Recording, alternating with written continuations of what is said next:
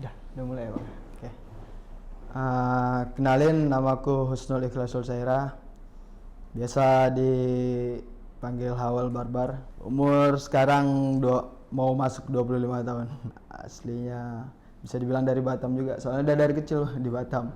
Kalau dari kapan mulai ngebarber, mungkin tepatnya dari tahun 2014 udah mulai ngebarber. Di tahun 2013 tuh belajar. Dulu pernah belajar di Bandung, terus balik lagi ke Batam. Akhirnya mutusin untuk ya udah coba lebih fokus di barber sampai sekarang.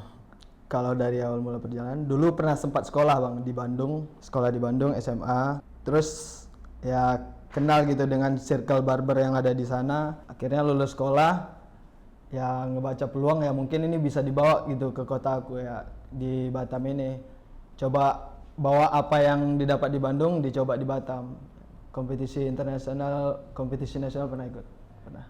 Dulu pertama kali ikut seminar, ikut workshop seperti itu dulu pernah di tahun 2016 itu di Medan. Terus juga beberapa kali ikut di Jakarta. Kalau ikut kompetisinya pernah ikut di Thailand dan di Malaysia. Prestasinya alhamdulillah waktu di Thailand dapat nomor 1 untuk kategori classic cut. Terus juga pernah masuk 15 besar di Malaysia di acara Asian Barber di Zouk Kuala Lumpur. Sebenarnya kalau dibilang culture barber, masing-masing negara, masing-masing tempat punya culture-nya masing-masing. Kayak seperti Eropa pun punya culture-nya sendiri, Inggris punya culture-nya sendiri, Amerika punya culture-nya sendiri, termasuk kita, Indonesia juga punya culture sendiri. Dari dulu sebenarnya udah ada barber, cuman yang namanya barber dulu kan di tempat kita dasarnya kan traditional haircut, pangkas rambut, lebih tepatnya pangkas rambut untuk di tempat kita di Indonesia. Ya mulai di tahun 2012, setahu saya 2012 udah mulai masuk barber ke Indonesia, di Jakarta, di Bali, udah tersebar luas. Akhirnya di Batam pun ada di tahun 2014 barbershop. Untuk sekarang aku stay di Kuala Lumpur di Malaysia. Awalnya dulu kerja di Batam, pernah beberapa kali kerja di Batam di barbershop lokal juga di Batam. Ngerasa ya kayaknya di Batam ya gini-gini aja, terus pengen coba aja nantang diri sendiri. Berani nggak untuk pergi lebih jauh lagi, coba di luar gimana sih industri barber ini. Coba aja beraniin diri pergi ke Malaysia. Setelah pergi ke Malaysia, cari tahu, cari kenalan, cari teman segala macam, akhirnya bisa stay di sana untuk kerja di sana. Tapi tetap setiap bulan pulang juga ke Batam. Awalnya kalau ngomong dari awal, ya jujur dulu di Batam aku pribadi nggak punya teman-teman yang satu bidang gitu, kayak teman-teman barber gitu belum punya dulu. Bahkan bisa dikatakan cuma aku sendiri dulu di Batam di tahun 2013, di tahun 2014 itu yang saya di Batam yang kerja sebagai barber. Setelah itu ya gimana ya, aku pengen ngebuktiin ke teman-teman sekitar bahwasanya barber ini bukan cuma sekedar hanya gunting rambut, bahkan lebih dari itu, bisa ya lebih dari itu gitu. Jadi itu yang ngebuat aku harus ngebuktiin ke teman-teman dulu bahwasanya barber ini bisa diterima, barber ini bukan cuma sekedar gunting rambut. Itu yang ngebuat aku pergi lebih jauh untuk belajar. Kalau untuk di Batam dulu pernah kita ada komunitas namanya Kepri Barber Solidarity. Di situ kita juga aktif kayak ngumpul gitu, terus sharing bareng gitu. Apa yang teman-teman dari luar yang udah di luar balik lagi ke Batam bagi ilmunya buat teman-teman yang masih di sini. Terus juga ada beberapa kali aku ngisi seminar gitu di Surabaya, di Bali. Harapannya sih pengen teman-teman yang di sini yang udah ada aktif gitu, maksudnya bikin event nggak cuman orang-orang itu aja gitu. Mereka pun bisa juga seperti itu, bisa juga bikin acara, bikin event gitu untuk teman-teman yang ada di sini gitu. Jadi kan sering tuh setiap kali acara gitu ya orang-orang itu aja gitu. Jadi teman-teman yang di sini cuma sekedar ya kebanyakan menunggu gitu. Harusnya mereka ciptakan sendiri, mereka buat sendiri, terus juga edukasi ke teman-teman yang lain. Dan ini kan ada kayak teman-teman nih udah alhamdulillah sekarang udah mulai banyak teman-teman dari luar yang datang ke Batam, yang udah stay di Batam juga jadi barber. Ya apa yang aku inginkan dulu, maksudnya dari awalnya cuman sendiri, lama-lama juga punya teman, ya akhirnya udah ngumpul gitu kan di Batam, tapi nggak ada sesuatu yang berbeda gitu yang mereka ciptakan untuk mereka bisa dikatakan, oh ini ya barber. Jadi orang yang belum mengerti barber, jadi kayak oh seperti ini barber. Terus juga anak-anaknya aktif, bagi edukasi buat customer, terutama bagi edukasi buat teman-teman yang lain yang belum paham tentang barber. Jadi harapannya teman-teman yang stay di sini ciptain yang kayak gitu.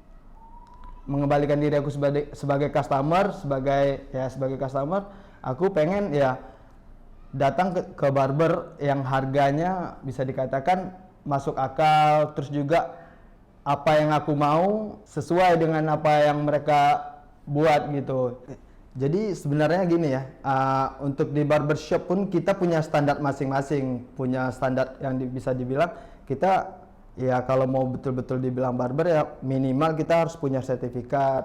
Terus juga kita harus mengikuti gitu event-event kayak seminar barber seperti itu. Jadi kalau kita udah ngikutin yang kayak gitu, jadi kita udah levelnya bukan cuman sekedar gunting rambut aja. Jadi kita punya knowledge juga untuk customer kita, punya pengetahuan juga yang kita bagi untuk customer kita, sehingga customer pun nggak berpikiran kalau aku gunting di barbershop biasa-biasa aja, aku gunting di barbershop ya kayak gini aja, sama aja dengan gunting di pangkas rambut gitu. Jadi mindset yang seperti itu yang buat ya barbershop itu ya udah kalau udah jelek yang nama barbershopnya ya semuanya jelek. Jadi gitu. Ada kan beberapa teman yang betul-betul dia belajar, dia juga ikutin seminar kemana-mana, terus dia ngedengerin customer ataupun teman-teman yang lain, maksudnya ngejudge gitu barber nggak sewah yang aku tahu gitu kan.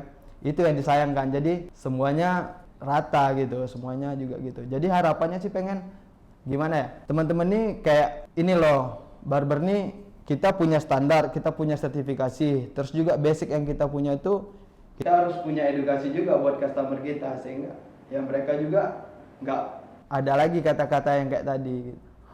Berarti yang kurangnya di Batam tuh edukasi terhadap edukasi terhadap customer, edukasi terhadap kawan-kawan yang lain kan.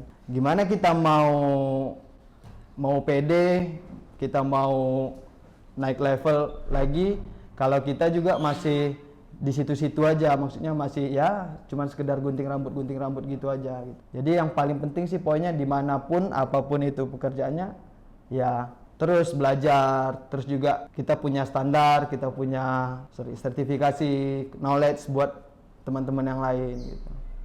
Sebenarnya barbershop itu tempat cukur rambut sama dengan tukang pangkas juga, tempat cukur rambut juga. Yang membedakan mereka knowledge tadi, istilahnya pangkas rambut juga sama-sama ngegunting rambut, barbershop pun juga ngegunting rambut. Yang berbeda itu kan ilmunya. Terus juga kita udah beralih nih, kita udah bukan cuman sekedar ngegunting rambut, kita udah mempelajari hal-hal yang baru, jenis guntingan yang baru, kita pelajari segala macam detail juga. Ya kita bukan ngejelekin pangkas rambut juga, pangkas rambut ya diakui juga kan.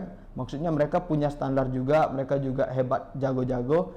Cuman kan kebanyakan dari mereka ilmu yang turun-temurun. Contoh orang tuanya dulu ngegunting rambut, terus anaknya diajarin gunting rambut, terus ngebuka pangkas rambut jalan gitu. Istilahnya ya udah gitu aja, yang didapatin ya basic aja. Sebenarnya kalau mereka pun belajar kayak kita, mereka pun upgrade kayak kita juga, terus ngikutin perkembangan fashion rambut, mungkin sama, kita semuanya sama rata, nggak ada bedanya. Nggak ada yang bilang pangkas rambut murah pasti guntingannya biasa-biasa aja, nggak juga. Itu kan skill karya orang masing-masing berbeda, tangan orang kan beda-beda masing-masing. Jadi intinya edukasi sih untuk orang yang belum tahu, untuk customer edukasi. Customer ingin rambut seperti apa, ingin fashion seperti apa, kita menyesuaikan dengan stylenya dia nggak usah ngomong lagi, ya kita tahu apa yang kita kerjakan. Sebenarnya kita juga kan menjual service dan karya, kan kita kan di bidang jasa nih, barbershop.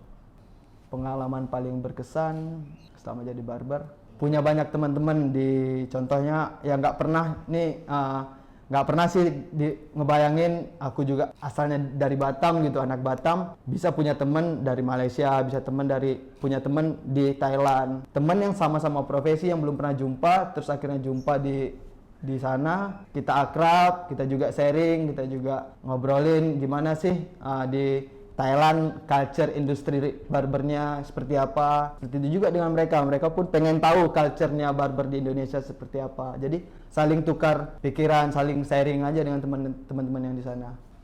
Aku punya yang belum kesampaian sampai sekarang sih untuk saat ini. Apalagi ngelihat juga kan industri barber juga udah mulai berkembang, sangat berkembang sih dibilang, udah banyak juga barber di mana-mana, terutama di Batam juga. Jadi aku pengen dengan cara kita yang aku sampaikan tadi, dengan cara kita yang ngebuktiin kalau barber ini bukan cuma sekedar gunting rambut, barber ini lebih dari itu bisa ngebuat anak-anak yang baru tamat sekolah atau anak-anak muda lainnya, wah pengen nih ngebelajar ngebarber. Jadi aku pengen nih barber nih bukan cuma sekedar pekerjaan, jadi bisa lebih ke cita-cita gitu. Jadi setelah aku tamat sekolah aku jadi barber ya dengan passionnya sendiri, dengan karyanya sendiri, dengan tangannya sendiri, asalkan dia mau belajar bisa.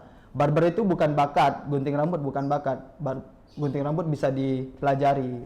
Harapannya anak-anak muda di Batam atau teman-teman yang di Batam yang mau kenal barber, kita ada buat sharing bareng, buat belajar bareng. Terus juga ya harapannya pengen teman-teman yang lain nganggap barber ini sesuatu yang bukan biasa lagi gitu. Sebenarnya banyak di luar, kayak di Europe, kayak di Amerika juga dari dulu mereka udah konsisten untuk nge-branding atau ngejaga image barber ini bukan sekedar gunting rambut yang seperti orang Indonesia, seperti kita yang di sini ngelihat gitu. Kayak aku sendiri sebelum aku kenal dunia barber, sebelum aku jadi barber pun aku ngelihat barbershop atau tukang gunting rambut, pangkas rambut ya biasa aja. Ya cuman gunting rambut, ya enggak. Cuman setelah kita masuk ke bidang ini, kita pelajari, kita lihat, ngikutin influence dari luar, di situ kita dapat maksudnya wah barber lebih dari ini gitu. Toh orang-orang luar negeri kalau ngebarber yang lihat aja fashion mereka udah ada yang udah jadi hair artist internasional gitu, maksudnya udah ada yang bikin brand sendiri, produk sendiri gitu. Hal-hal yang kayak gitu kan bukan nggak bisa kita lakukan, kita bisa lakukan juga, cuman disayangkan mungkin kita terlambat aja untuk seperti mereka, tapi kita bisa gitu. Jadi kalau penting nggak sih edukasi itu yang paling pertama. Untuk jadi seorang barber basicnya itu edukasi, maksudnya relationship kita dengan customer ya nggak tambah nih dikit, itu yang paling penting. Setelah itu yang namanya kita jasa semualah, kayak jual makanan pun harus seperti itu juga, harus dari kayak apa yang kita jual, apa yang kita suguhkan kan seperti awalnya kan seperti itu, setelah itu mulai eksekusi, setelah itu finishing. Jadi ya harus itu basic sih. Awalnya barber nih dari negara bagian timur ya, maksudnya kayak Arab segala macam, yang orang yang dulu ini udah dulu sangat, maksudnya kita kembali lagi ke culture yang dari luar. Awalnya dibawa dari situ, setelah itu masuklah ke tradisional Amerika, British juga masuk, ke Eropa juga masuk.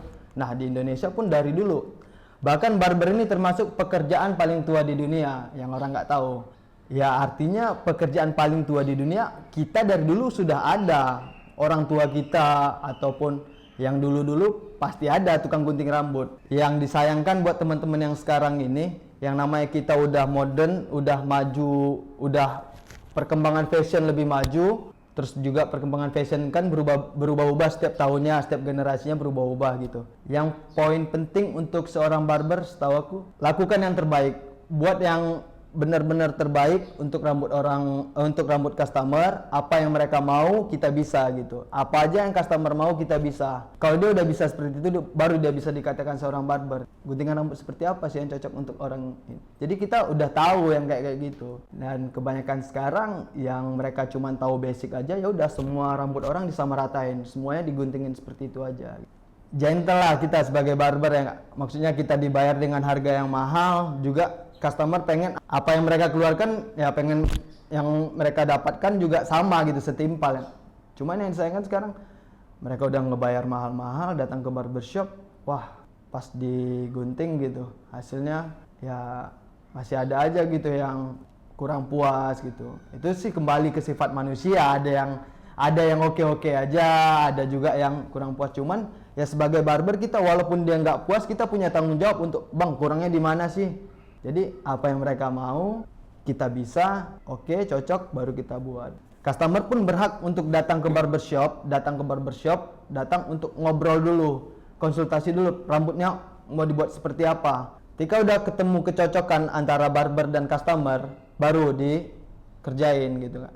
Setelah udah dikerjain kan mereka udah konsultasi nih di awal, udah dikerjain. Nah dia akhir hasilnya di finishingnya, ya kita kembali lagi sebagai barber nanya, maksudnya oke nggak, puas nggak, kurangnya di mana gitu. Beberapa customer kita nggak bisa samain semua orang. Ada orang yang betul-betul detail dengan gayanya dia pengen walaupun sedikit aja dia nggak mau gitu. Jadi ya udah kita masih punya waktu untuk ngerjain lagi. Jadi selama dia datang ke barber, dia duduk di kursi kita, ya dia harus kita servis gitu dengan apa yang karya kita.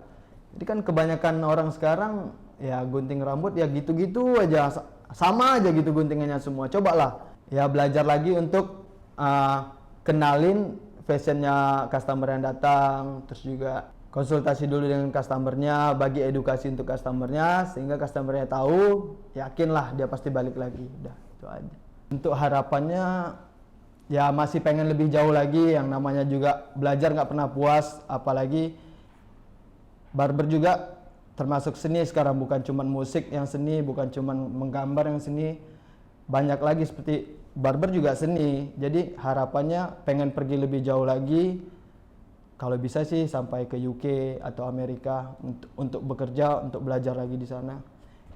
Nah harapannya untuk teman-teman yang ada di Batam sih, coba berani bawa diri lebih jauh lagi, coba survive, belajar, maksudnya nggak cuma stuck di sini-sini aja gitu. Apa yang kita dapat di luar bisa kita bawa ke tempat kita sendiri, terus kita bagi ilmu yang kita dapat di luar dengan teman-teman yang ada di sini. Itu menurut aku udah termasuk goalsnya juga ya itu.